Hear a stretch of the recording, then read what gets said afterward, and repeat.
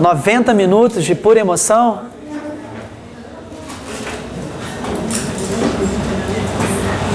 Bom, boa tarde para todo mundo. A gente vai tentar aí ajudar vocês nessa hora do desespero, né? Faltam menos de 24 horas, né? Para a vida de vocês mudar, né? Vamos ver se eu consigo ajudar vocês. Na verdade é uma aula de revisão, né, gente? Não dá pra gente... não, professor, dá pra explicar, assim, como é que é, o que é deontologia, quantas questões caem no exame da ordem. Não dá pra gente brincar disso, né? Então, na verdade, é um prazo muito curto, mas eu tenho que saber conciliar uma revisão, mas também, assim, apontar para aquele momento assim. Se amanhã você quiser dar uma última olhada em alguma matéria e por acaso for deonto, o que você tem que dar aquela lidinha básica para não dar bobeira na hora do exame? Então vamos lá. Basicamente estruturando a matéria para vocês. Eu sei que todo mundo pegou a lei, ficou lendo a lei, marcou algumas coisas. Muitos de vocês tiveram essa matéria na faculdade, teve gente que às vezes até não tem isso. Mas enfim, como é que a lei se estrutura? A lei 8.906 que está ali, ela se estrutura em 3 títulos. Título 1, que é sobre advocacia. Título 2, que é sobre a natureza da OAB, enfim, a questão de órgãos e tal. E o título 3, que é processo disciplinar. O que a GV trabalha? A GV trabalha no modelo diferente do CESP, que era a banca antiga. A GV gosta de trabalhar da seguinte forma. Eles basicamente escolhem o título 1, 90% das 10 questões que vocês vão ter, 9 ou 10 questões vêm do título 1. Título 2 dificilmente cai, e quando cai, normalmente a questão é bem complicada. E o título 3, que é o processo disciplinar, também, de vez em quando cai, de vez em quando não cai. Então, qual vai ser o foco da nossa revisão? A gente olhar com bastante atenção hoje no título 1 e eu tentar tirar as últimas dúvidas que cada um aí pode ter. Vamos supor que você, eu não entendo nada de honorários e tal, tô desesperado e tal. Aí no final da aula, eu prometo, eu dou mais meia horinha ali de DS ali pro Pedro, e aí eu tiro uma dúvida que seja mais particular. Mas não dá pra gente ficar, professor, dá pra me explicar de novo a diferença entre compatibilidade, impedimento, que eu não consigo entender. Não dá. Não dá. Agora, nessa 1h30, não dá. Depois, fora do script aqui, eu sento com você e tento salvar a sua alma. Tudo bem? Então vamos lá. O foco é o título 1. O título 1, que é sobre advocacia, tem 9 capítulos, que é onde você tem que se concentrar. Então tá. O que é o capítulo 1? O capítulo 1, ele tem 3 temas bem legais, assim, para você, nessa revisão, você fazer comigo. A primeira é esse artigo 1º, quando ele fala com você aí o que são atividades privativas da advocacia. Então você deve ter aí anotado na sua lei a questão de que a expressão qualquer foi declarada inconstitucional. Às vezes o cara coloca lá na prova, numa das alternativas, ele coloca para você, eu lembro de ter lido e tal. Não, tá errado. Porque não é qualquer tribunal, não é qualquer órgão do Poder Judiciário que a atividade do advogado é privativa. E a explicação, você sabe, porque vem logo depois. Juizados especiais, por exemplo, a gente sabe que não funciona, não é privativo do advogado. Juizado especial civil, ela é privativa onde? Nas causas entre 20 até 40 salários mínimos, não é isso? Mas de 0 a 20 é privativo? Não é. Vocês sabem disso. Então, Fabrício, eu não estou entendendo. Por que essa lei está dizendo aqui juizados especiais? Porque a lei é de 94. A OAB tentou dar um golpe ali para colocar como privativo. Mas em 95 não veio a 9.099? E aí acabou com essa história de ser privativo juizados especiais. Beleza? Então, só para você já ir esclarecendo, já ir abrindo aí a sua cabeça. No inciso 2º tem um detalhe importantíssimo. Olha só o macete, véspera de prova, desespero total. Gente, falei que o cara é diretor jurídico, falei que o cara é assessor jurídico, falei que o cara é diretor jurídico, ele tem que ser advogado. Porque são atividades privativas da advocacia. Então daqui a pouquinho, quando eu chegar lá naquele capítulo 7 de compatibilidade, impedimento, eu vou falar o diretor jurídico da Petrobras. Tem que ser advogado? Claro. O diretor jurídico da escola XYZ, o cara é diretor jurídico, tem que ser advogado. Então assim, aprenda esse detalhe. Na hora da prova, não questione isso. Falou que o cara é motorista jurídico, ele tem que ser advogado. Falou que o cara é operador de telemarketing jurídico, ele tem que ser advogado. Beleza? Essa é a regra para você não confundir. Então guardou isso? Parágrafo 1º. Lá no parágrafo 1º da sua lei, tem um esqueminha dizendo assim, olha, não se inclui como privativa a atuação do advogado na questão de impetração de habeas corpus. Tá. Aí você sabe que habeas corpus não é uma peça privativa de advogado. Quando essa questão caiu, 2 vezes ele já colocou, ele sabe, todo mundo sabe que faz faculdade, mesmo quem não sabe, quem não fez faculdade de Direito sabe que habeas corpus não é uma peça privativa. Mas aí ele tenta misturar você para exatamente duas questões. A questão de mandado de segurança e ação popular. Anote aí, ação popular e mandado de segurança são peças privativas. Beleza? São peças privativas. Então, não confunda. A ação popular, então, que tem esse nome, ação popular e tal. Não, é peça privativa. Ela é uma ação popular porque, na verdade, é legitimidade de qualquer cidadão para poder atuar o quê? No polo ativo. Mas não é que tem capacidade postulatória. Então, esse é um primeiro detalhe aí do seu título 1, capítulo 1. Gente, quem tiver aí, smartphone, não sei o quê, abre a lei, cara, abre a lei, que você vai comendo, você vai vendo comigo, tá? Vai vendo aí de acordo com a lei, você já vai marcando. Não fica olhando pra mim não, cara, nem bonito sou, entendeu? Vai, ó, artigo 1º e tal. Porque fica olhando e tal. Não olha pra lei, é mais fácil. Beleza. Muitos anos de terapia, você resolve isso. Aí o que acontece? Depois eu vou comentar o negócio de publicidade. Vem o artigo 2º, para você dar uma lida, nada demais e tal. Opa! Nada demais. Aí vem o artigo 3º. Presta atenção no artigo 3º, que é a história de quem são os advogados públicos. A GV fez uma questão, se não me engano, no 7º exame, bem complicada com isso. Complicado porque quem não leu, às vezes fica com aquela imaginação e tal.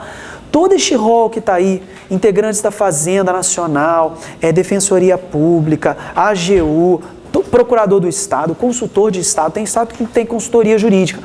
Toda essa galera é chamada, é denominada de advogados públicos, exerce a advocacia pública. Então, diz o texto da OAB que eles estão submetidos à Lei 8.906. Beleza? Então, guarda essa informação. Para quem está aí com a lei por escrito, pode fazer remissão para os artigos 9º e 10º do regulamento, 9º e 10 lá do regulamento, só para você confirmar essa redação aí, dar uma última olhada, tá legal? Não tem nada demais, não tem nenhum mistério, é só você ler e aceitar que essa galera faz advocacia, está submetida ao OAB, porque advogado tem que estar submetido ao OAB, então não se preocupa com outras, mas eu na defensoria aprendi outra, esquece, você está fazendo prova para a OAB, beleza? Artigo 3º, parágrafo 2º, fala de você aí, estagiário. Essa questãozinha é batida já desde antes da GV, tá? O que o estagiário pode fazer, o que o estagiário não pode fazer. A regra que está aí no seu artigo 3º, parágrafo 2º, é dizer o seguinte, o estagiário atua em conjunto com o advogado. Beleza, essa é a regra. Então o estagiário, tudo que ele vai fazer, ele tem que fazer com o advogado do lado. Eu vou atravessar a rua, tem que ir com o advogado. É esse tipo de coisa que tem que pensar, né? É a regra é essa. Estagiário atua em conjunto com o advogado, essa é a regra, beleza. A culpa é do estagiário, já não viram isso sempre? A culpa é do estagiário? A culpa é do estagiário, mas a responsabilidade é do advogado. Então, na hora da prova, estagiário foi, como caiu uma vez na GV, foi a última vez que eu lembro, o estagiário foi lá e fez carga, levou o processo lá para o escritório, sumiu, o processo sumiu. De quem é a culpa? Do estagiário. Mas a responsabilidade é de quem? Do advogado. Entenderam a brincadeira? Então, continua a culpa é do estagiário, mas a responsabilidade é do advogado. É isso que diz aí no seu artigo 3º, parágrafo 2º. Mas vocês sabem que existem certas situações em que o estagiário não precisa do advogado. Essas situações, que é o que a GV gosta de cobrar, está tudo lá no artigo 29, parágrafo 1º do regulamento. Fabrício, que negócio é esse de regulamento e tal? Galera, menos de 24 horas para a prova. Nunca li esse negócio de regulamento. Vale a pena ler todo? Não, você vai ficar louco. Lê a Constituição, cara, é melhor, entendeu? Agora, nessas questões que eu estou pontuando, por que a GV gosta de cobrar tanto questãozinha de regulamento? Porque ninguém tem essa porcaria. A gente não tem no nosso vadimeco, não olha, aí o examinador, né, cara, o cara vai buscar exatamente onde você dá mole. Então, pelo menos nessa questão do estagiário, essas remissões que eu estou fazendo, dá uma olhada lá, que é muito simples. Aí tem lá coisas importantíssimas que o estagiário faz, né? Pedir certidão, petição de juntado, importantíssimo no processo, né, cara? Petição de juntado. Então, tudo que o estagiário pode fazer sozinho, tá lá no artigo 29. Tudo bem? Beleza. Agora lembra, ainda atuando isoladamente, qualquer coisa que aconteça, a responsabilidade é de quem? Do advogado. A culpa é do estagiário, mas a responsabilidade é do advogado. Beleza? Então, show. Artigo 4º. O artigo 4º do seu estatuto é um artigo que você tem que ter fé. Se você não tiver fé, você roda. Porque ele está dizendo, basicamente, o resumo do artigo 4º é o seguinte: eu, sendo um advogado, tenho lá os meus atos privativos, mas a partir do momento que eu me licenciar da OAB, eu não estou mais podendo advogar. Se eu for suspenso porque sofri uma sanção disciplinar, eu posso advogar? Claro que não. Se eu estiver impedido de atuar contra a fazenda pública, contra o Estado e tal, alguma coisa, e eu atuar contra o Estado, também não posso. Então, todas essas situações, e mesmo uma pessoa que nunca foi advogada, está atuando, se fazendo passar como se fosse advogada, além da questão criminal e tudo e tal, exercício legal da profissão, tem uma outra questão. O que acontece com aqueles atos praticados por essa pessoa? Temos jurisprudências aí dizendo coisas esquisitas pra gente, mas na hora da prova da OAB, o texto é muito claro. Os atos são nulos. O que aparece na hora da sua prova? Os atos são anuláveis. Os atos são passíveis de anulação. Cuidado com isso. O texto da lei é muito claro. E até hoje, desde que o exame da ordem existe, resposta: os atos são nulos. Ele conta 1000 histórias. O cara não pode advogar, o cara está suspenso, está impedido. Os atos são nulos. Beleza? Aí vem o artigo 5º, parágrafo 1º. O advogado pode atuar sem procuração afirmando urgência. Essa é a regra que está aí. Qual o prazo que ele tem? 15 dias. Gente, prazo em deonta é 15 dias. A gente tem 2 exceções. Não sabe o que chutar? 15 dias. Ah, mas era outra. Você devia saber as exceções. Tá? Mas prazo é 15 dias. A primeira e mais importante exceção é que vem no parágrafo 3º, quando ele fala aí para você, quando o advogado quer se livrar do cliente, quando ele quer renunciar ao processo, ele não manda matar. O que ele faz? Ele faz uma renúncia e tal, não sei o que. Simples, né? Muito simples. Aí ele faz essa renúncia, mas tem que ficar rezando, para que nada aconteça nos 10 dias seguintes à comunicação dessa renúncia. Se tiver uma audiência marcada, nesses 10 dias seguintes que ele comunicou a renúncia, ele tem que ir lá fazer a audiência? Tem, claro que tem.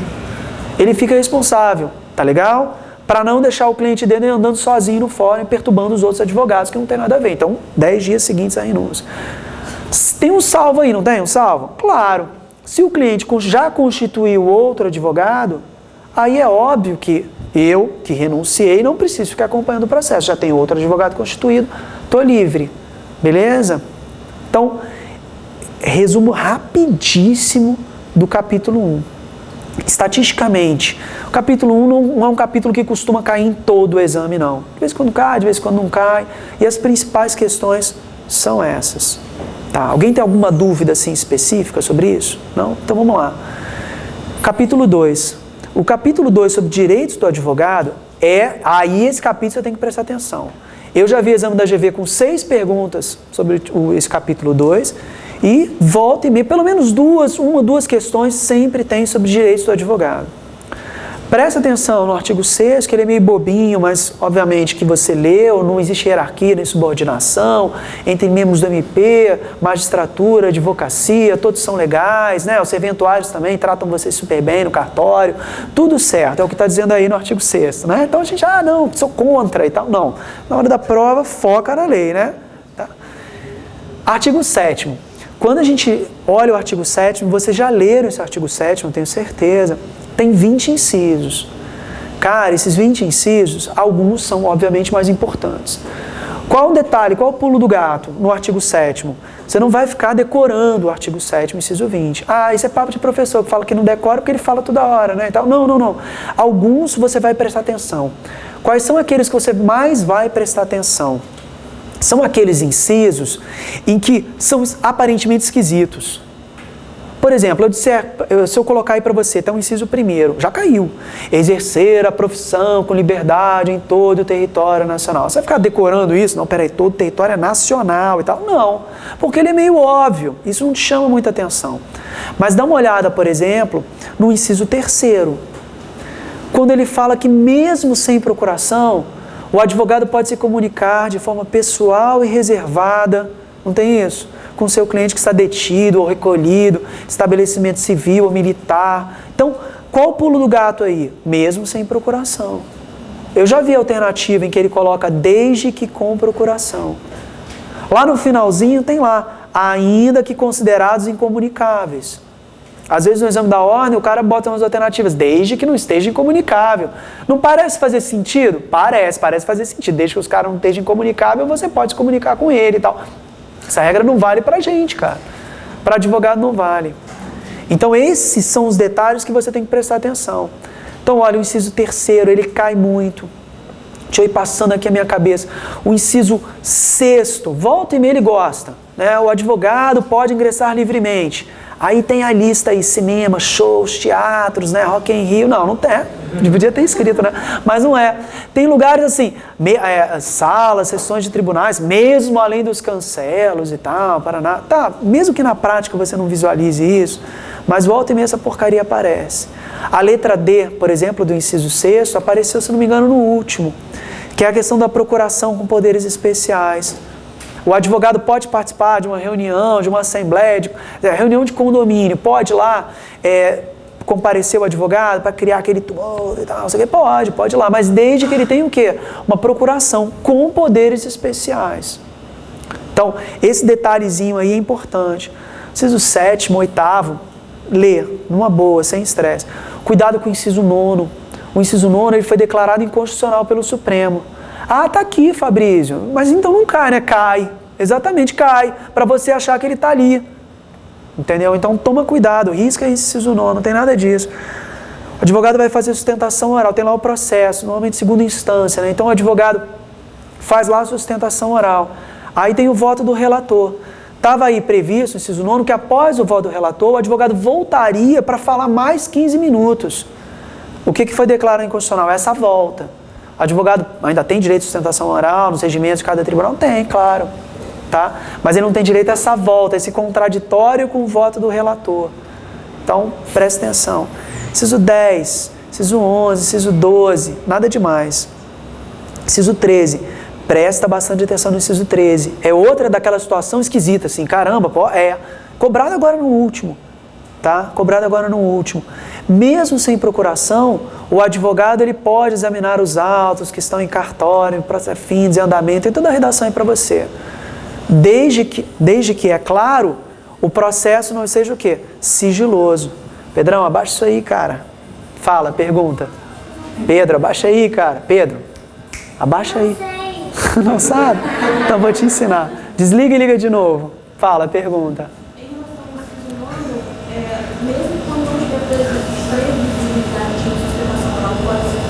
Na verdade, todos os tribunais têm essa previsão, porque, na verdade, é o contraditório, a ampla defesa, né? Então, é por isso. Quer ligar, não?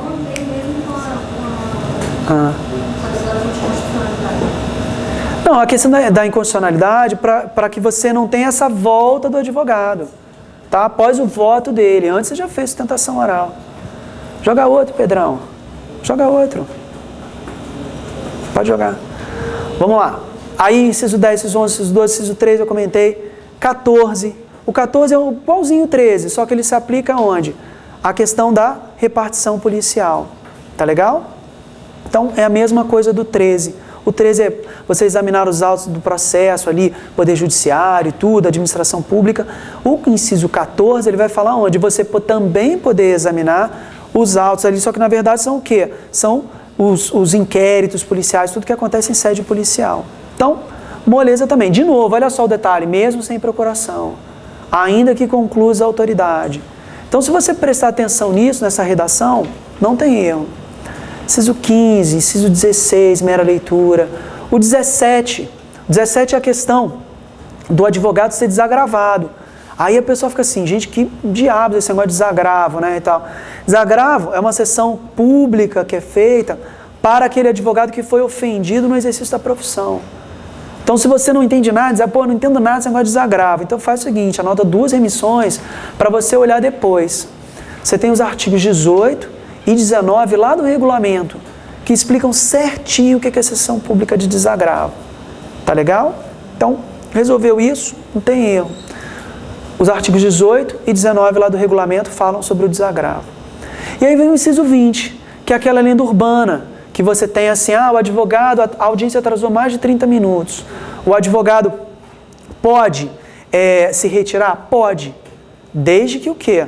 desde que a autoridade não esteja presente ao local de trabalho, desde que, enfim, o prazo de 30 minutos, e você não vai sair gritando nos corredores, né? Vem para a rua, vem, né? Você não vai fazer isso. Você vai fazer uma comunicação por escrito, beleza? Em juízo, protocolado em juízo. Então, esses são os 20 incisos aí que constituem os direitos do advogado. Dá para olhar o parágrafo 2º, que fala da imunidade profissional, injúria e difamação, que nós temos imunidade profissional no exercício da profissão para esses 2 atos. Agora, se a gente cometer excesso, a gente pode ser punido. Por quem? Pela OAB em processo disciplinar. Tudo bem? Dá uma olhadinha nos outros parágrafos aí. Os parágrafos 6º e 7º, eles estão relacionados com o inciso 2º, a questão de violabilidade do local de trabalho. Dá para ler, não tem erro. Alguma dúvida aí sobre isso até agora? Tô rápido? Eu sei que eu tô rápido, mas tô rápido demais. Fala.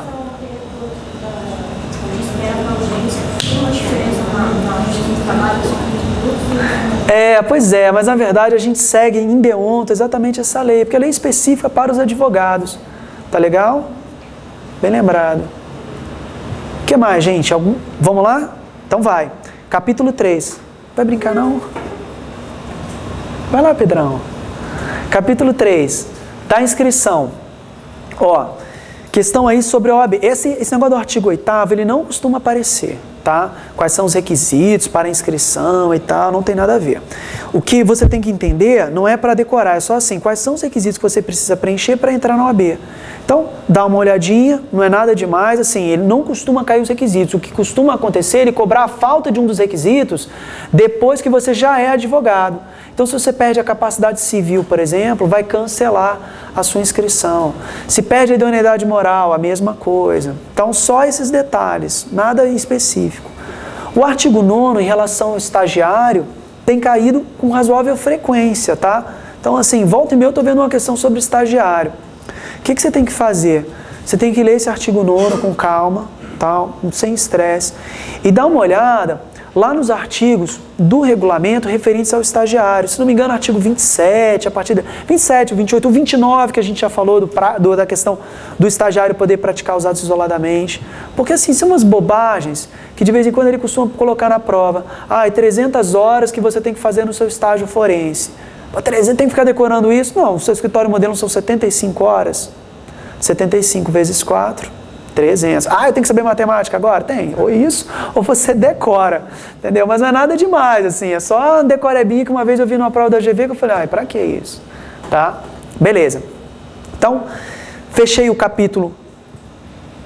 Aí tem os artigos 11. Tem o artigo 10 primeiro, ainda falando sobre a questão de onde é que você faz a sua inscrição, qual é o local principal da sua inscrição, né?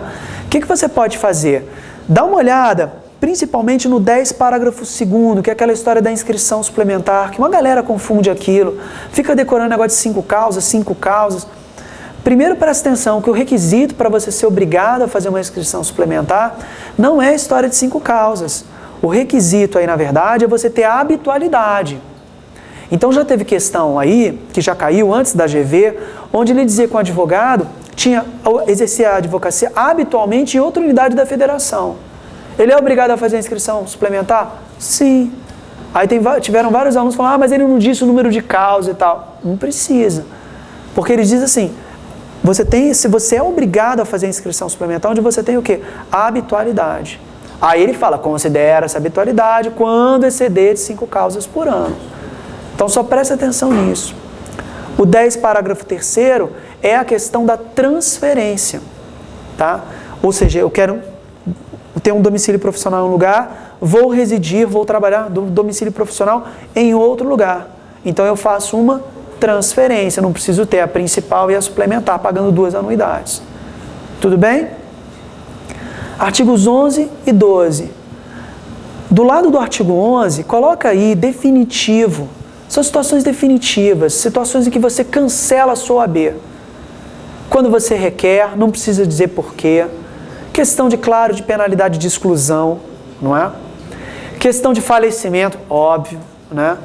Inciso 4, você passar a exercer em caráter incompatível uma determinada carreira, então incompatível definitivo, Então, aquelas carreiras públicas, técnico judiciário, analista judiciário, magistratura, MP, todas as carreiras são públicas, são definitivas.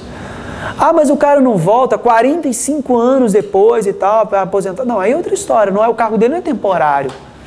Tá? As hipóteses temporárias, ele tem que dizer mandato para você, que aí vão ser as hipóteses de licença. O que sempre me perguntam é aquela história, ah, mas ele não vai poder voltar uma vez cancelado? Vai. As hipóteses de volta, de retorno do advogado ao AB, uma vez que ele teve a sua AB cancelada, estão todas aí previstas no 10, parágrafo 2º. 10 não, 11, né? 11, parágrafo 2º. Na hipótese de novo pedido de inscrição, que não restaura o número anterior, aí ele tem que provar o quê? Alguns requisitos do artigo 8º. É só você bater o olho e conferir. Tá? E o artigo 12? A questão temporária, né? A questão temporária de licença. Então, é lógico que eu poderia dizer assim, ah, eu vou estudar para concurso e não quero ficar pagando OAB. Aí você entra com pedido de licença. Dificilmente vai ser deferido. Porque tem que ser você tem que apresentar um motivo que a OAB concorde em te deixar inscrito no OAB sem que você pague anuidade. Então, você tem que justificar alguma coisa para a OAB. Vamos supor, uma pós-graduação em Direito no exterior. O cara vai lá para estudar 2 anos. Ah, beleza, a OAB é capaz de deferir essa brincadeira. Tá? Doença mental curável. O cargo incompatível, mas ele não é o quê? Um cargo definitivo, é um cargo temporário. Então, o cara, Márcio Tomás Bastos, naquela época que ele foi ministro da Justiça, era advogado, foi exercer o cargo de ministro da Justiça. Aquele cargo é temporário. Ah, mas ele ficou 2 mandatos, não sei o quê. Esquece aquilo, o cargo é temporário. Tá legal? Voltou, volta para o OAB, não precisa fazer novo pedido de inscrição, nada disso, ele estava só licenciado. Dúvida sobre isso? Nenhuma angústia? Mágoa? Não? Então vai, capítulo 4. Capítulo 4 é de Sociedade dos Advogados. Tá. O que você tem que prestar atenção aí no capítulo 4? Tem umas questões assim, a questão de onde é que você registra a sua OAB, né? Aparece logo aí no artigo 15. 15 ou 16? 15, né? 15. Começa no artigo 15, não é isso, gente? Tá. Então, beleza. Então, nessa situação aí, onde é que se registra a sua sociedade de advogados? No Conselho Seccional. É isso que a OAB exige. Ah, Ministério da Fazenda, Receita Federal, Junta Comercial. Esquece tudo isso. A OAB só exige que você registre a sua sociedade no Conselho Seccional onde tiver sede. Acabou. Tá? Então, dá uma olhadinha nesses parágrafos, dá uma olhada em cada um deles, não tem muita história. 15, parágrafo 6º. Do lado do 15, parágrafo 6º, tem um nomezinho aí, que ele acontece quando o advogado patrocina, porque ele fala de sócios, né? Mas na verdade advogados também. O advogado ou sócios, eles patrocinam em juízo clientes com interesses opostos. Então é como se eu patrocinasse autor e réu. Tá? Ou mesmo 2 réus que tenham interesses colidentes, enfim, alguma coisa. A gente chama isso de tergiversação. Tá? Então, ó. Tergiversação. Então, o que acontece? Nessa hipótese aí, você fica atento porque ele pode colocar um nome, tergiversação. Aí você fica, tergi o quê? É tergiversação. É patrocinar em juízo clientes com interesses opostos. Resolvi o 15 com vocês. O 16 é sobre registro. Então ele vai dizer que não pode adotar nome fantasia, uma série deve ter pelo menos o nome de um sócio. Então está colocada a situação. Tudo certo. 17 é sobre a questão da responsabilidade. A AGV, no primeiro exame que ela fez, ela tirou o I desse ilimitado aí, botou tudo igual. Tem que tomar muito cuidado. A responsabilidade do sócio, ela é subsidiária em relação à questão da sociedade. Primeiro o patrimônio se alcança da sociedade. E o sócio subsidiariamente. Mas quando alcança o patrimônio do sócio, essa responsabilidade, esse alcance aí, ele é feito de forma ilimitada. Tá? Então cuidado só com esse I, porque eu já vi ele colocando limitadamente, com L, né? Capítulo 4, é isso aí. Capítulo 5, advogado empregado. Muito pouco cobrado, muito pouco cobrado. O que você tem que prestar atenção? Só em alguns detalhes de números, por exemplo. Essa história de a independência do advogado, o advogado é independente, o local de trabalho, não está obrigado a prestar serviço fora da sua relação de emprego, tudo certo, você dá uma lida, não tem muito erro. A questão que me preocupa é a questão quando ele fala da questão das horas de trabalho. No artigo 20, se não me engano, confira aí, acho que é o artigo 20, que ele vira e fala para você, olha, a jornada normal do advogado é de 4 horas. Aí todo mundo fica rindo e não entende o negócio. Na verdade é porque o final é que é importante, quando ele fala salvo todo mundo, né? Quem sobrou 1% da população brasileira é que trabalha 4 horas. Mas na verdade, por que as pessoas acabam trabalhando mais? Porque ou fazem acordo, como ele está dizendo, não temos convenção coletiva, ou então trabalhamos sob o regime de dedicação exclusiva. E aí a grande pegadinha, porque ele não fala para você, porque o acordo, teoricamente, acordou quantas horas você quer trabalhar, 6, 7, 8, 25 horas, tá? Mas o problema é a dedicação exclusiva. Porque a dedicação exclusiva, a gente fica assim, tá, o cara assinou um contrato de dedicação exclusiva, quantas horas ele trabalha? Aqui não está escrito. É porque o número de horas que o advogado sob regime de dedicação exclusiva trabalha, não está aí no estatuto, está escondido lá no regulamento. Então o que eu recomendo que você faça? Já coloca aí 8 horas. Onde está a dedicação exclusiva, coloca 8 horas. Porque isso já foi pergunta da GV. Claro, está escondido lá no regulamento. Entenderam? Então, moleza isso. 20 parágrafo primeiro, você dá uma lida, parágrafo segundo, não tem muito erro. Tem o 21 sobre honorários de sucumbência para advogado empregado, que eu já vou explicar. Vou primeiro começar o capítulo 6 de honorários, tá? O artigo 22, ele diz para você que tem 3 tipos de honorários. Eu tenho os honorários contratados, eu tenho os honorários convencionados, que são os contratados, por arbitramento e por sucumbência. Então, tenho 3 tipos. Os convencionados, contratados, ou seja, eu contrato com o meu cliente e tal. A gente já vai ver isso lá no Código de Ética, como é que funciona essa brincadeira. Tem por arbitramento.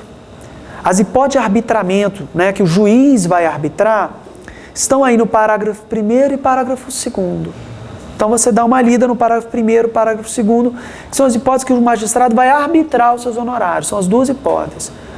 E você tem por sucumbência, os honorários de sucumbência, ou seja, a parte vencida paga honorários para o advogado vencedor. Não é assim que funciona a brincadeira? Tá. Em relação ao honorário de sucumbência, a única coisa que tem escrito sobre isso no Estatuto, no Código de Ética, só tem no Estatuto, é no artigo 21 que a gente pulou. Quando ele fala de honorário de sucumbência para quem é advogado empregado, para quem é honorário de sucumbência para quem é um advogado de uma sociedade. Então, honorário de sucumbência sempre pertence ao advogado, tá? Essa é a regra. Só não vai pertencer diretamente ao advogado quando ele for empregado de uma sociedade de advogados. Nessa hipótese, divide-se os honorários de sucumbência entre a sociedade ali na forma que cada sociedade está estipulada. Então, isso é o que você consegue entender do artigo 21. Nunca vi cair no honorário de sucumbência, mas se for, artigo 21 que ele pode cobrar. Arbitramento, acabei de falar, está no parágrafo 1º e no parágrafo 2º. Fabrício, e os honorários contratados? Está tudo lá no Código de Ética. Tudo lá no Código de Ética. Daqui a pouquinho eu falo sobre isso. Tem aí o 22, parágrafo 3º, que ele fala que não havendo combinação contrária, 1/3 no começo, não tem uma história dessa aí? Pois é, essa porcaria desse artigo nunca foi cobrada no exame da ordem. Foi cobrado, se não me engano, no último. Né? Simples leitura do artigo. É só ler. Nunca havia sido cobrado. Antes da GV, antes de SES, eu nunca vi esse artigo. Ah, mas alguém faz isso? Eu saiba não. Ah, então não pode cobrar? Ei, não tem nada a ver uma coisa com a outra. Então, é só você ler que acaba o seu problema. Então, dá uma lida aí no 22, todos esses artigos aí, nesses parágrafos. 23 você pode ler com calma, 24 também. Eu quero chamar a atenção do 25. O 25 é a questão de prescrição. Prescreve em 5 anos a ação de cobrança de honorários. Aí ele vai dizer a partir de quando, né? Dá uma lida nessa brincadeira. Resumo da ópera desses incisos que você tem do 25. Qual o resumo que você pode pegar aí para você se lembrar disso? É praticamente do último ato que o advogado atuar. Então, ou foi da transação que ele fez, ou foi do acordo, ou foi da desistência, foi da revogação do mandato. Então, prescreve aí exatamente a ação de cobrança dos honorários 5 anos depois de qualquer que tenha sido o último ato. Tudo bem? Então tá. 25A. Pedro, quer jogar DS lá? Lá dentro? Vai com ela, fica ali. Não? Então tá bom. 25A. Prescreve aí nesse caso uma ação perigosíssima, que é uma ação de prestação de contas. Então o advogado ele é obrigado a prestar contas. Isso está lá no artigo 9º do Código de Ética. Tá? Então o advogado tem que prestar contas, tá? Obrigação, mas existe um prazo aí para essa ação de prestação de contas por parte do advogado. O prazo é de 5 anos. Então, tudo 5 anos. Você está vendo prescrição para ação de cobrança, prescrição para essa ação aí de prestação de contas. Então, morreu aí o artigo 25, 26 é fácil também. Quando você terminar de ler o artigo 26 na verdade, escreve aí uma frasezinha aí, olhar o capítulo 5 do Código de Ética. Olhar o capítulo 5 do Código de Ética, e aí você escreve agora. Se você não botar o agora, você fala, depois eu olho e tal. Não, é agora. Por quê? Para você justamente fechar esse assunto de honorários. Então, vou pedir para você abrir lá o Código de Ética, lá no capítulo 5. Eu vou apontar para você o que eu acho que você tem que fazer. Vejam que eu estou só pontuando coisas importantes, não estou dizendo nada demais. Estou só orientando o seu estudo. Lá no capítulo 5 do Código de Ética, começa com o artigo 35, o que você tem que focar aí? Dá uma lida no 35, com calma, que são as condições que você deve fazer o seu contrato de honorários com o advogado. Como é que ele tem que fazer? É passada de olho, gente, não tem nada demais. O 36 tem uma lista aí. Quando você vai estabelecer o quanto você vai cobrar do seu cliente. Vou cobrar o máximo e tal. Como é que são esses critérios? Artigo 36. Apesar de ter vários detalhes aí, o valor da causa, o tempo de trabalho necessários, eu não acho que você precise ficar decorando isso. Eu realmente nunca caiu essa questão, mas eu não acho que você precisa decorar. O que eu acho legal você fazer é sublinhar uma palavrinha aí no 36, que é a chave de tudo, que é a questão da moderação. O advogado tem que cobrar seus honorários com moderação. Ponto. Na hora da prova, bom senso. Entendeu? Bom senso resolve o negócio. 37 também é uma mera leitura. 38, cláusula quota litis. Ninguém sabe isso, ninguém entende esses diabos, né? Vou tentar te ajudar, de um modo bem rápido, Quando você olhar o artigo 38, que você vira esse monstro chamado cláusula quota litis, você vai seguir a seguinte regra. Você vai primeiro ler o parágrafo único, depois você lê o caput. Só isso, Fabrício? Só. Porque lá no parágrafo único, ele dá a definição do que é cláusula quota litis. É a participação do advogado em bens particulares do cliente. Essa é a definição. E para que você faça uma cláusula em que você receba bens do cliente, você não vai receber dinheiro, pecúnia, você vai receber o quê? Bens. Nessa situação, você tem que preencher 5 condições. Aí está todo mundo aí. Tem aí, me ajuda. Bens particulares do cliente, aí você, participação do advogado, só é tolerado em caráter excepcional, não é isso que está escrito aí? Me ajuda aí, gente, é ou não é? Tem que ser por escrito, tem uma outra antes. Comprovadamente sem condições pecuniárias. Aí você volta lá para o caput. Aí ele fala, na hipótese da adoção da cláusula quota litis. Aí vem a 4ª condição que ele fala aí para você, que o advogado, ele tem que fazer o quê? Que ele não pode ganhar mais que o cliente, não é isso? Ou tem uma outra antes? Primeiro que tem que ser, os honorários têm que ser representados por pecúnia, né? Ele tem que estar dizendo quanto vale cada bem, não é isso? Então eu posso receber o bem, deixa eu diga quanto vale aquele bem. E a 5ª e última condição é exatamente essa, que ele não pode ganhar mais do que o cliente naquela demanda. Isso é cláusula quota litis velocidade 5, entendeu? Então, dá uma olhada no parágrafo único, depois você volta lá no caput, aí você mata a redação. Você tem um conceito e depois você tem as condições. Tá? A GV ainda não cobrou cláusula quota litis. Tá? A SES, o pessoal antigamente gostava muito de cobrar, a GV ainda não cobrou. 39, que o advogado não pode cobrar menos do que a tabela da ordem. Tá? Presta atenção nisso. Salvo motivo plenamente justificável, tem que fazer consulta ao Tribunal de Ética. Então, existe uma tabela de honorários que é definida por cada seccional. Tá? Cada seccional faz a sua tabela. E o advogado não pode cobrar abaixo dessa tabela. Tá? Só se for em caráter excepcional e ainda consultando o Tribunal de Ética da OAB. Então, fechei aí. Basicamente, você faz a leitura final aí do seu capítulo 5. Volta lá para o Estatuto, onde eu vou fazer com você um quadro aqui, que é aquela história de incompatibilidade e impedimento. Lá no seu capítulo 7. Só para você não perder ponto com esse tipo de questão, ó. Me ajuda aqui no quadro, ó. O que você sabe? Você tem aqui, né, o cargo que a pessoa vai ocupar. Aí eu tenho, teoricamente, assim, inicialmente eu tenho duas possibilidades. Ou aquele cargo gera uma incompatibilidade. Não é isso, gente? Ou gera um impedimento. Beleza, até aí eu fui, estou acompanhando. Vamos começar a separar as coisas. Toda vez que eu falar incompatibilidade é porque a proibição é o quê? Total. O cara não advoga de jeito nenhum. Não é isso? Beleza. Aqui é o quê? Parcial. Então a primeira coisa que a gente tem que trabalhar, assim, véspera do exame da ordem. Se você ainda não se atentou para isso, fique atento. Ó. Toda vez que eu falo fulano de tal está impedido, ele pode advogar? Pode. Com restrição, mas pode. Ah, então o juiz ele pode advogar? Não. Quem falou que o juiz pode? Ah, mas o juiz está impedido. Quem falou que o juiz está impedido? O juiz está o quê? A magistratura ele é o quê? Incompatível. Então corrige o seu vocabulário, pelo amor de Deus. Quando eu falar que ele está impedido, na verdade é porque é um impedimento, uma proibição parcial contra quem? A fazenda pública. Fabrício, que diabos é isso de fazenda pública? É quem paga o salário do servidor.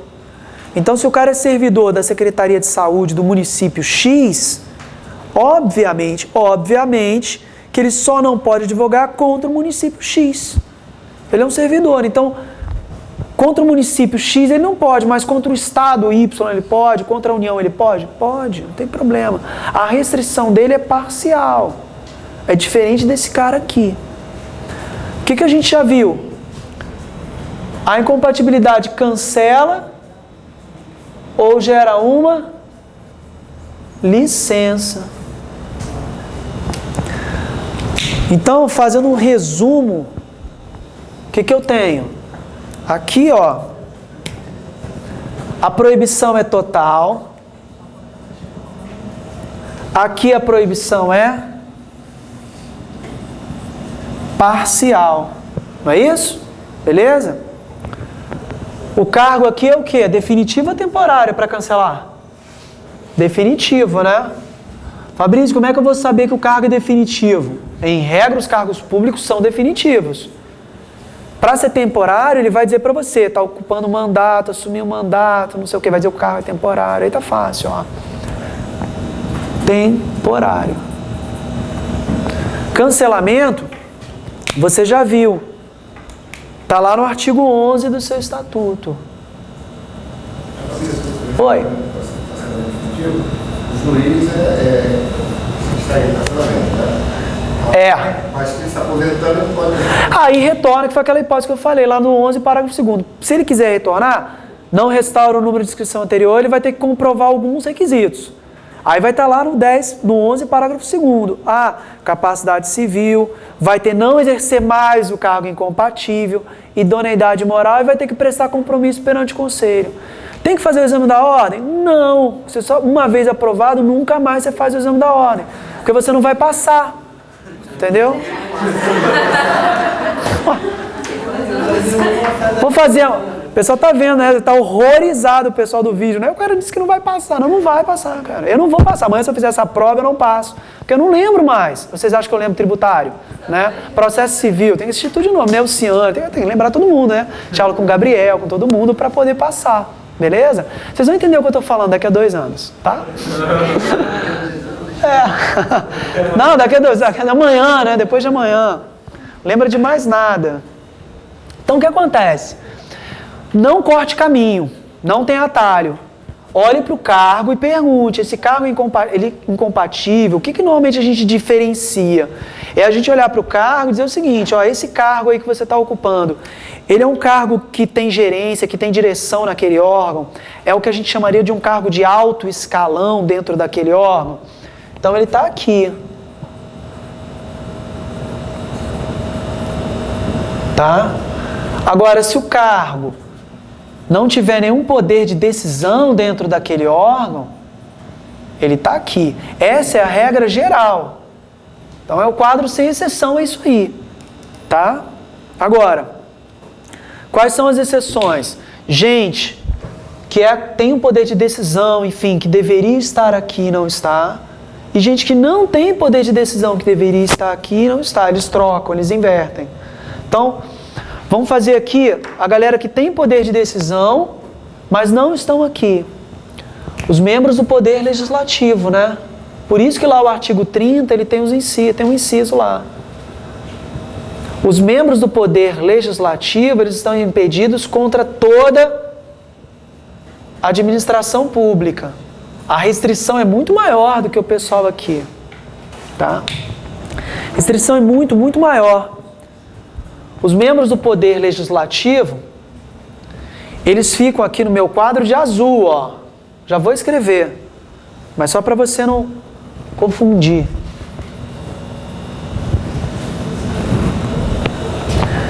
Fabrício, quem são os membros do Poder Legislativo? Vamos lá, ó, senador, deputado federal, só as pessoas que você gosta, né? Senador, deputado, aqueles que você elege, né? Membros, vereador, deputado estadual. Fabrício, eu posso dizer logo de cara que eles são impedidos aqui? Não, por isso que eu falei, não corta caminho. O cargo do cara é de alto escalão. Por isso que existe aquela brincadeira de sobe, desce, não sei o quê. Porque a ideia é essa aqui, ó, ele parar aqui no azul. Ele não se mistura com a galera que é baixo escalão, que é o servidorzinho normal. O servidor do Poder Legislativo, ele está aqui, ó, impedido contra a Fazenda. Então, se ele é servidor do Poder Legislativo estadual, ele não pode advogar contra o Estado. Pode advogar contra o município? Pode. Contra outro Estado? Pode. Contra a União? Pode. Não tem problema. Por isso que você não pode misturar. Agora, cara, se ele for membro da mesa... Fabrício, me explica esse negócio de membro da mesa. Do Poder Legislativo. Se ele estiver ocupando um cargo de direção naquele órgão. Então, o presidente da Câmara de Vereadores, ele não ocupa um cargo de... Ele é vereador, mas ele ocupa um cargo de direção, não ocupa?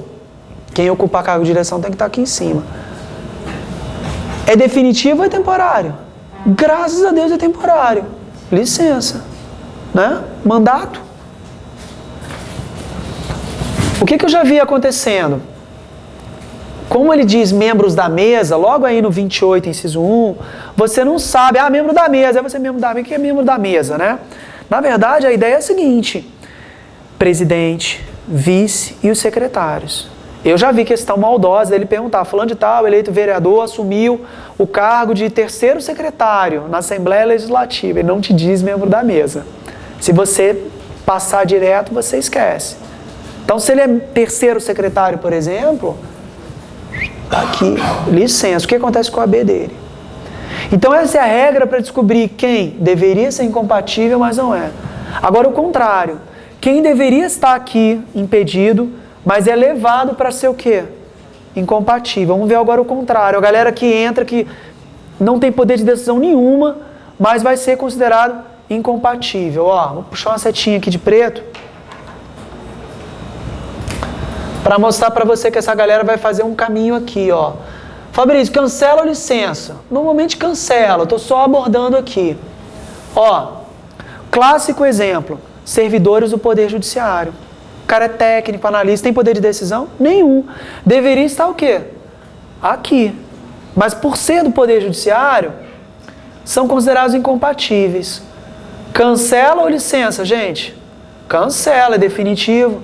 Ah, mas meu primo já falou que vai ficar só 2 anos, é temporário? Não, não é a vontade dele, é a vontade, é a natureza do cargo. Estágio probatório, não tem nada a ver, o cara tomou posse, já era. Tá? 2. Quem exerce ou está ligado a alguma atividade policial. Também a mesma coisa. Então, policial civil, policial militar, qualquer coisa. Está ligado à área de segurança pública, podemos considerar agente penitenciário? Também podemos. 3. Militar. Aí ele até faz uma ressalva aí no artigo 28. Ah, desde que na ativa. Na verdade, todo mundo tem que estar na ativa, né? Ele fala em uns incisos, confere aí para mim se é o 7º. Os fiscais, não é isso? É o 7º dos fiscais? No artigo 28, 7º, né? Então, quem exerce atividade de fiscalização, fiscal de renda, tributo e tudo, também compatível. E o 5º? E o último? Direção e gerência de instituição financeira. Fabrício, eu estou achando mais fácil decorar esse artigo 28. Tudo bem. Qual é a vantagem do quadro? É que o quadro ele funciona como uma cola para você. Ele até fala, inclusive privadas e tal, tudo bem. O quadro é uma colinha. Se você aprende a fazer o quadro, você faz a questão e... Ah, tá, aí você não fica, né, pensando, o cara é A... Você não fica sonhando. Até porque 4 horas depois, na hora que você estiver revisando a prova, trocando as certas pelas erradas, para dar aquela emoção no final, né, que todo mundo faz isso, não é? Você não vai lembrar disso aqui, cara. É verdade. Essa que você errou, você não tem condição de ficar lembrando que está lá no 28.3, ocupantes de órgãos do Poder Judiciário. Você não vai lembrar disso. Eu concordo que aprender agora em cima da hora uma miséria dessa é complicado, né? Mas tá aí a opção. Você decide se você quer estudar hoje à noite tributário ou aprender a fazer esse quadro, né? Eu aprenderia a fazer esse quadro, né? Porque tributário não serve para nada, né? Brincadeira com o Gabriel. Então, o que acontece? Compatibilidade, então a regra é essa. Tá faltando um último detalhe, que é o artigo 29, que é aquele que quando cai, arrebenta com todo mundo. Por quê? Porque você acha que só tem esses 2 tipos. Ou o cara é incompatível, ou o cara é o quê? Impedido. É isso que você aprendeu. Não, tem, gente, tem uma terceira espécie aí, ó. Vou puxar aqui em vermelho, ó. Horrível esse L aqui. Exclusivamente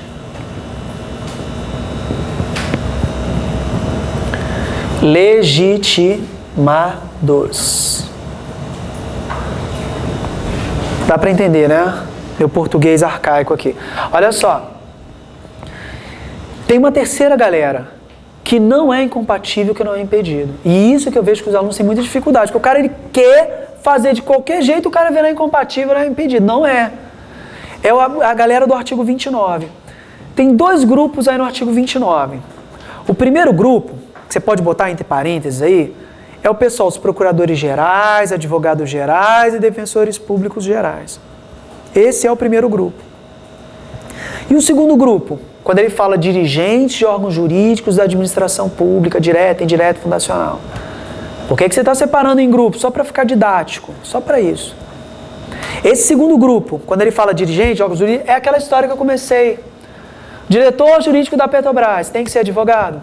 Tem. Diretor jurídico da empresa de saneamento do Ceará. Ah, não sei, nunca falei. Tem que ser advogado. Tem, pode cobrar essa prova? Claro que pode.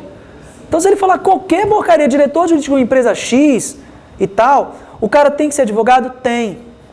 Se for um órgão público, o que ele está dizendo para você? Que o cara é impedido? Não. Que o cara é incompatível? Não, gente, porque incompatível não pode advogar, a proibição é total. Ah, então é parcial, não é impedido? Não, ele é o quê? Exclusivo daquele órgão. Você não precisa conhecer o estatuto daquele órgão para saber que o diretor jurídico é exclusivo. Entendeu? Ele só pode advogar para aquele órgão. Então, é mole você perceber isso aí. Dirigente de órgão jurídico e tal, diretor jurídico. Tá? Olha o primeiro grupo, que é o que todo mundo confunde. Quando ele fala procurador-geral, advogado geral e defensor público geral. Eu estou falando dos chefes. O procurador-geral do estado do Amazonas, ele é o quê? Exclusivamente legitimado para atuar em favor do governo do Amazonas. Procurador-geral do Distrito Federal, abriu concurso agora, Procuradoria-Geral do DF, Procuradoria do Estado de Goiás, concurso que abriram agora. O procurador-geral, ele é exclusivamente legitimado. Fabrício, eu quero saber se o procurador do Estado de Goiás, ele pode fazer aquela advocacia pública, que a gente sabe que faz, com advocacia privada. Eu não sei. Eu não preciso saber. Por quê? Porque isso não vai ser cobrado da OAB. Ah, mas o do Estado do Rio de Janeiro eu sei que pode, mas isso não vai ser cobrado, cara. O cara que está lá no Amazonas não sabe. Como é que você faz para saber? Você teria que olhar a Constituição Estadual, que a Constituição do Estado do Rio autoriza o procurador do Estado a fazer advocacia privada. Ah, é. Mas não confunda. O procurador-geral eu tenho que saber. Então, uma vez, eu vi uma questão interessantíssima, que ele falava que um advogado foi indicado para o cargo de procurador-geral de um município. Aí ele começava a botar um terror. Órgão, como é que é? Cargo demissível ad nutum, e papapá, e ficava fazendo. Aí perguntava o que acontecia com a AB do cara. Procurador-geral de um município. Não disse qual é, não precisava. Cancela? Não. Ele tem que ter o AB. Ah, licença, muita gente marcou, temporário e tal. Não, gente, não é incompatível. O cara tem que ser advogado. Impedido, então, né? Não. Na verdade, ele continua com a OAB, só que a OAB dele é o quê? Exclusiva para atuar em favor daquele município. Questão que aparentemente difícil, mas se você tem os conceitos, resolve. Beleza? Então você tem duas possibilidades. Ou você decora esse artigo 28 aí, 30 e tal, ou você aprende a fazer o quadro. Fazer em cima da hora é muito complicado, não vai sair. Então, veja o que fica melhor para você. Fala. Se a lei orgânica do município permite que ele atue, né? A lei orgânica do município vai atuar em relação aos procuradores do município. Mas no caso, a questão dizia procurador-geral de um município. Acabou, resolveu o meu problema. Advogado-geral da União, eu sei. Entendeu? Defensor público geral do Estado do Rio Grande do Sul, eu sei. Entendeu? É exclusivo. O resto, vocês não precisam se preocupar. Tá? Vocês têm outras coisas para se preocupar, né? Então tá. Beleza? Então, capítulo 7 é isso. Capítulo 8 é sobre ética do advogado, que na verdade não tem muita coisa, só o conceito de lide temerária, que é quando o advogado se junta coligado com o cliente para lesar a parte contrária. Então, 32 parágrafo único é isso. Já vou comentar o Código de Ética daqui a pouco. Capítulo 9, que é o que fecha o nosso título 1, capítulo 1, né? Título 1. O capítulo 9, ele vai exatamente dizer para você sobre as infrações e sanções disciplinares.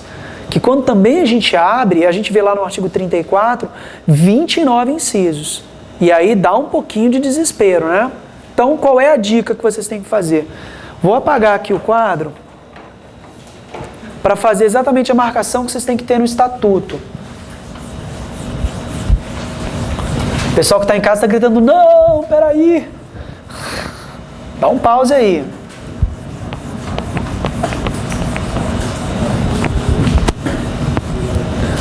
Artigo 34. Na verdade, o que eu recomendo que você faça não é a leitura do artigo 34, que você comece a estudar pelo artigo 35. Porque o artigo 35, ele vai dizer para você quais são as sanções disciplinares que o advogado pode incorrer, tá? Então, o que você pode colocar aí?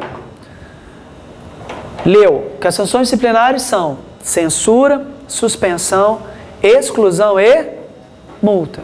Resolveu isso? Agora, lá no artigo 34, faz a seguinte marcação, do inciso 1 até o 16, passa um traço. Você já separa. Do 17 até o 25, você passa outro traço. Do 26 até o 28,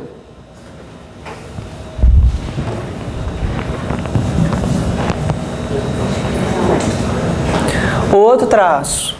E o 29, que é o estagiário, fica sozinho. Pronto. Tá? Qual é a brincadeira aqui? É você, no seu estatuto, para te ajudar, você escrever. Ó, censura. Divide, cria uma memória visual. Cria uma memória visual do negócio. Do 17 ao 25, você escreve suspensão. 26 a 28, exclusão. Aí dá uma apertada aí, né?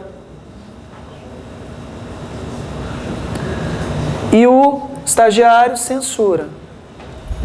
É isso que você tem que fazer na sua lei. Quando vocês vão anotando, eu vou explicando. Você tem 3 principais sanções aí. Porque a multa, ela vem sempre ou com a censura ou com a suspensão. Então, na verdade, as 3 principais são essas aqui. Tá. A censura. Infrações de 1 a 16. Suspensão, 17 ao 25. Exclusão. O que você tem que fazer logo de cara? Estudar a exclusão. Se você estuda o 26, o 27 e o 28, você verifica que são situações que violam o artigo 8º. Aquele que eu falei, que são os requisitos para você entrar. Você perde idoneidade moral, você praticou um crime infamante, você falsificou um diploma, falsificou uma prova, um documento para entrar na OAB. É claro que você vai ser excluído. A grande dificuldade na prova da OAB não é você diferenciar censura de suspensão. Desculpa. Censura e suspensão e exclusão. A grande dificuldade é você justamente diferenciar censura de suspensão. Uma coisa que eu peço para vocês amanhã não fazerem: não usem o bom senso. Não usem a lógica. Porque vocês vão errar. Se eu violo o sigilo profissional, isso é censura. E eu posso contar um caso escabroso que eu violei o sigilo profissional. Tá? E posso dizer para você que eu apenas, vamos colocar aí, pratiquei o jogo de azar não autorizado por lei de forma habitual. Ou me embriago com habitualidade, né, que todo mundo gosta de rir, é isso. Nessa situação, essa embriaguez habitual aí é suspensão. E se eu violar o sigilo profissional, é uma censura. Para mim não tem lógica nenhuma nisso, mas eu não estou aqui questionando a lei, estou julgando a DIN, constitucional e tal, não estou falando nada disso. Estou só mostrando para você que se você for com esse viés de que na hora da prova eu leio o problema e analiso, você provavelmente vai errar. Esse inciso 7º aí de violação de sigilo profissional, ele já caiu umas 500 mil vezes. E sempre. Sabe qual é o pior desse tipo de erro? É que você sai da prova com a certeza de que aquilo você acertou. Esse você não troca, né, o errado pelo certo, né, certo pelo errado. Esse você não é. Esse você tem certeza absoluta, que no mínimo suspensão. E não é censura. Então a minha dica é, na medida do impossível, porque as horas estão passando aí, é você tentar dar uma decorada em suspensão. Existem vários métodos aí para você decorar isso. Uma coisa que eu acho interessante é você lembrar que suspensão tem muito a ver com dinheiro.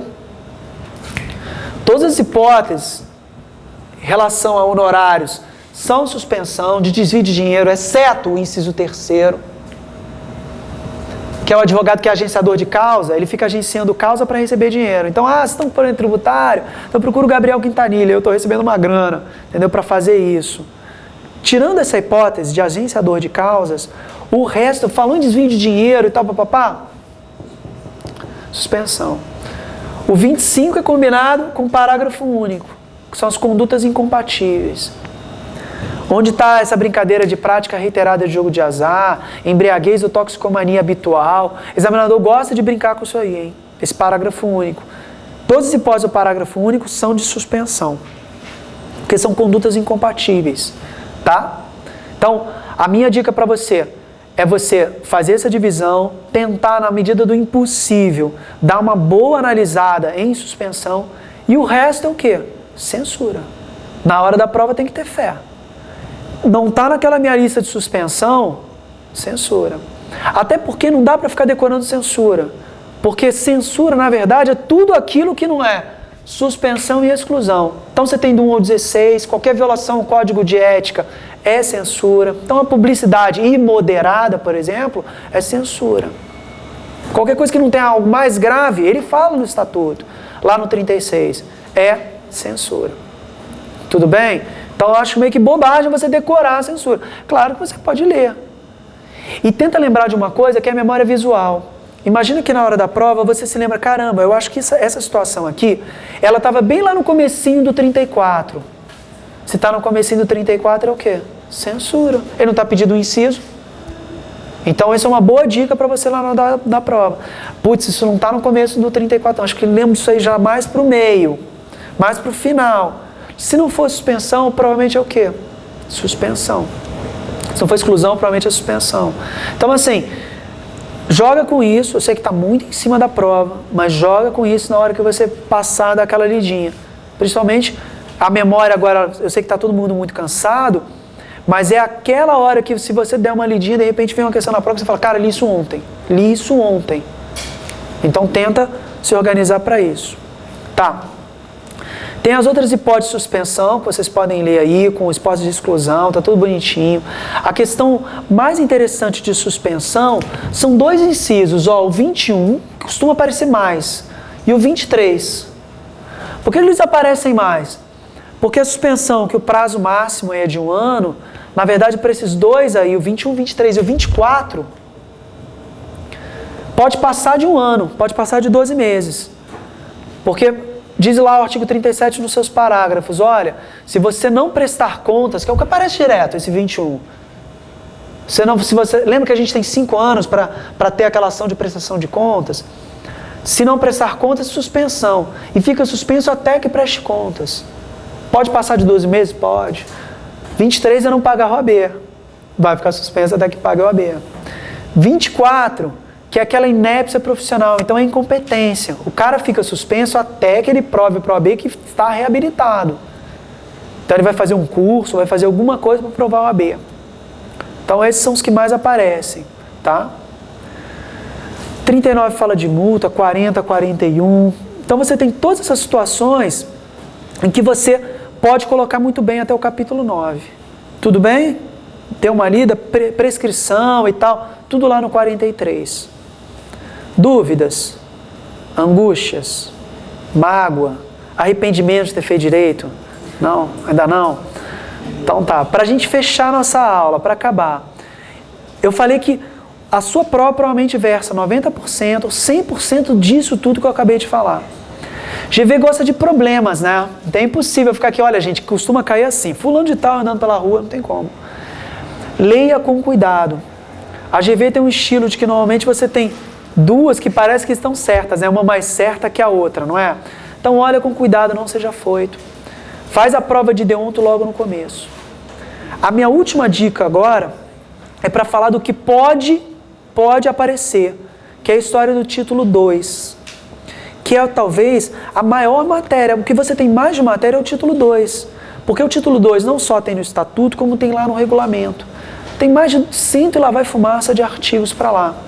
Nem para os meus alunos de graduação normalmente eu falo para ler, você agora em cima da hora nem pensar.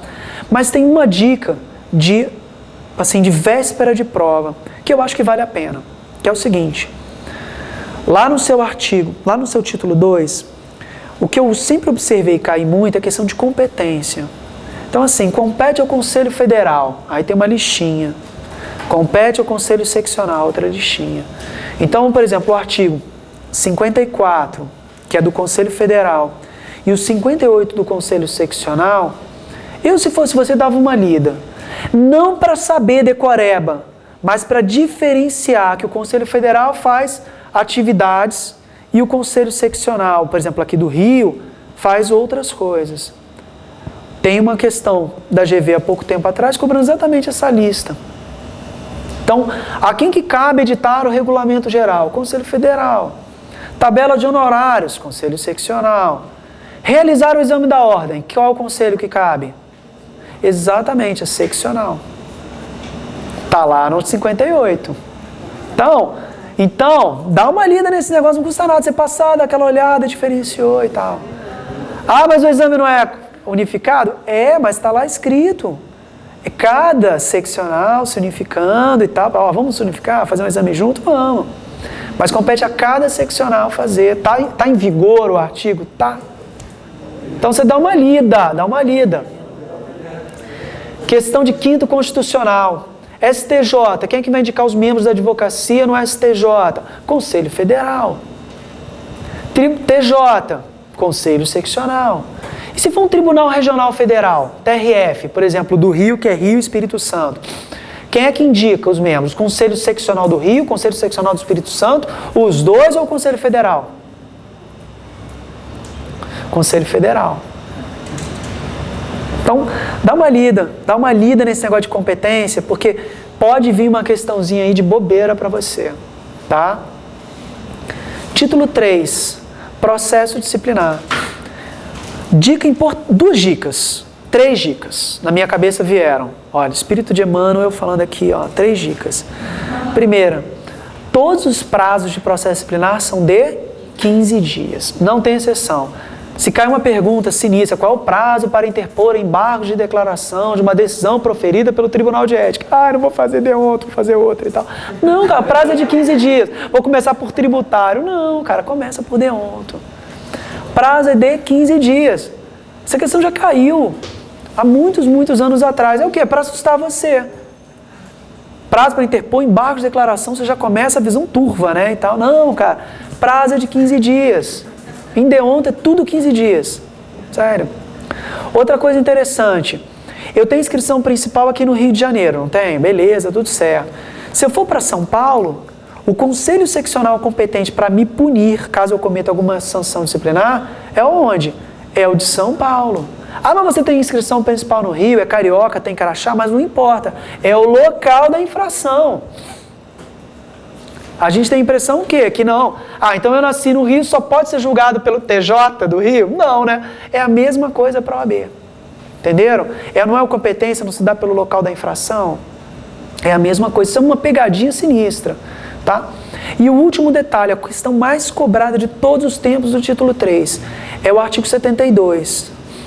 Por quê? Porque tem uma parte que está meio escondida, né? Meio Harry Potter, assim, o negócio está meio escondido. Porque ele fala assim para você, olha, processo disciplinar instaura-se de ofício, não é? Mediante representação de qualquer pessoa interessada. Não tem um negócio desse aí?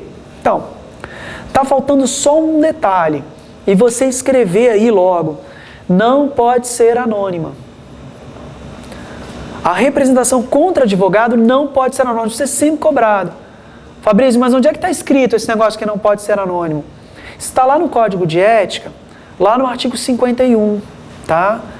E como a gente nunca olha, não tem tempo de ir lá no Código de Ética olhar isso, a gente esquece. E o cara gosta de perguntar essa história. Então, representação contra advogado não pode ser anônimo, tá? Se você ficou com mais alguma dúvida em relação ao processo disciplinar, lá no Código de Ética, a partir do artigo 51, tem bonitinho dizendo como é que funciona, tá? Cabe revisão do processo disciplinar, recursos. Todos os recursos de decisões proferidas pelo Tribunal de Ética são julgados pelo Conselho Seccional. Do Conselho Seccional para o Conselho Federal. E aí tem as regrinhas no 75 e no 76 do seu estatuto. Eu nunca vi isso sendo cobrado, mas estou só jogando luz aí no caminho. Então, o que acontece? Véspera do exame da ordem. Se você está muito cansado, descansa. Não, mas eu tenho que ler a Constituição e o CPC, né? Não vai dar tempo, não vai dar certo, né?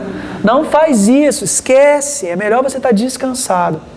Prepare-se para a prova, tente dormir bem. Acordou muito cedo, não sei o que, não tem o que fazer, em vez de ficar enchendo o saco do irmão mais novo, da mãe, do pai, por que não proibiu você de fazer direito, esse tipo de coisa? Pega uma Constituição, leva uma Constituição lá para a sala da prova. Pode? Claro. Constituição amanhã é livre, você pode andar com a Constituição na rua, não tem problema nenhum. Não é pimenta, não é aquele gás, não tem nada disso, né? Então assim, você pode levar essa brincadeira toda até a hora da prova começar. Ficar lendo o artigo 5º, ficar lendo o deonto. Se você quer fazer aquele quadro de incompatibilidade e tudo, faz aquilo. Então, assim, aproveite os seus instantes.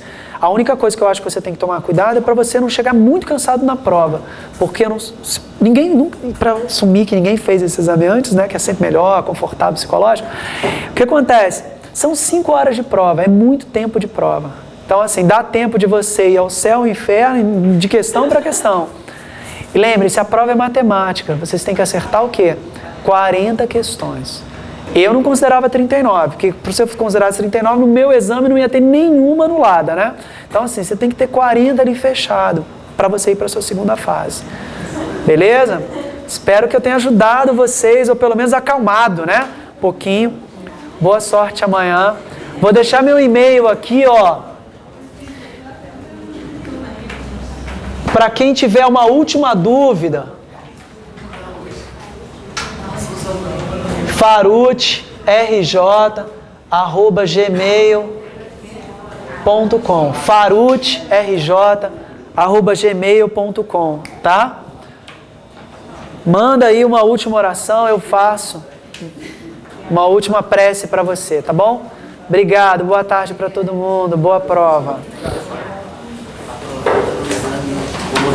Já pode querer antecipar o estado? Pode.